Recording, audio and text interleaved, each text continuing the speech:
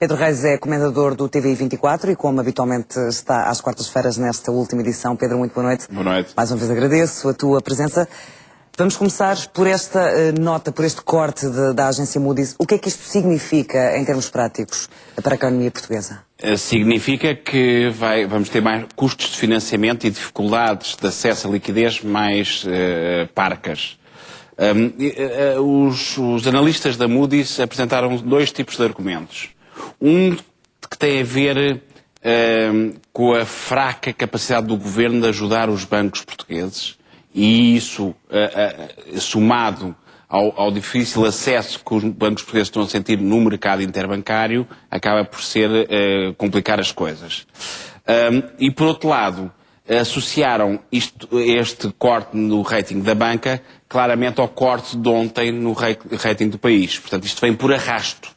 Aliás, há um analista que desenvolve um pouco a teoria, ou a leitura deles, no sentido em que nós temos déficit, atacamos, por causa das medidas de austeridade, vamos provocar recessão, que vai trazer mais déficit, porque temos que acorrer ao subsídio de desemprego e temos menos crescimento económico e, portanto, menos receitas.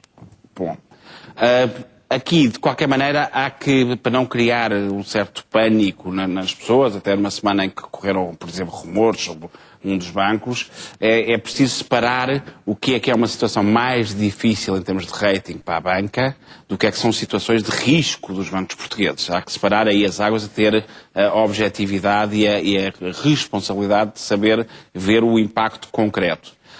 A meu ver, o caso mais, apesar de tudo, mais sensível da baixa do rating da banca é o caso do Banif. Ou seja, quando ele passa desce dois escalões, de BAA1 para BAA3, e fica no escalão, e logo acima de um escalão que deixa de ser investment grade.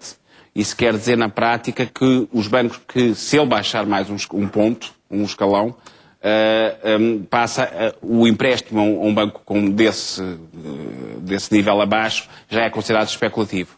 Ou seja, em termos práticos, este relatório da Moody's, que apesar de tudo é sempre questionável, como todas as outras agências de rating, pode levar, se for seguido pelos stress tests em que destapem situações desse nível abaixo, já é considerado especulativo. Ou seja, em termos práticos, este relatório da Moody's, que apesar de tudo é sempre questionável, como todas as outras agências de rating, pode levar, se for seguido pelos stress tests em que destapem situações mais frágeis dos bancos portugueses, pode levar a casos de aquisição. Não me admirava que o Banif se tivesse que encostar a um banco grande, como pode obrigar aos bancos maiores, mas apesar de tudo expostos a aumentos de capital. Entretanto, o custo de financiamento fica mais caro. Rapidamente, antes de passarmos para o próximo tema, alguns economistas têm vindo ao público dar a sua opinião sobre a atual situação económica do país. Palavras de António Sampaio e Melo, que diz que Portugal pode entrar em falência por causa de dívida externa. É viável esta opinião? Vamos lá ver. Nós há muitos anos que gastamos muito mais do que produzimos. Se fosse uma empresa, de facto, os nossos capitais próprios estão relativamente negativos e, portanto, aproximamos-nos numa situação de falência técnica. Isso é um facto. Começa, inclusivamente, a ser estudado com mais realismo e com mais atenção a hipótese de uma intervenção do FMI em Portugal. Que, a certa altura, não é necessariamente a pior solução, porque pode ser a única solução que nós compramos tempo e nos obrigarem a arrumar a casa. Portanto, eu diria que essa leitura infelizmente já não é alarmista. Começa a ser uma leitura possível.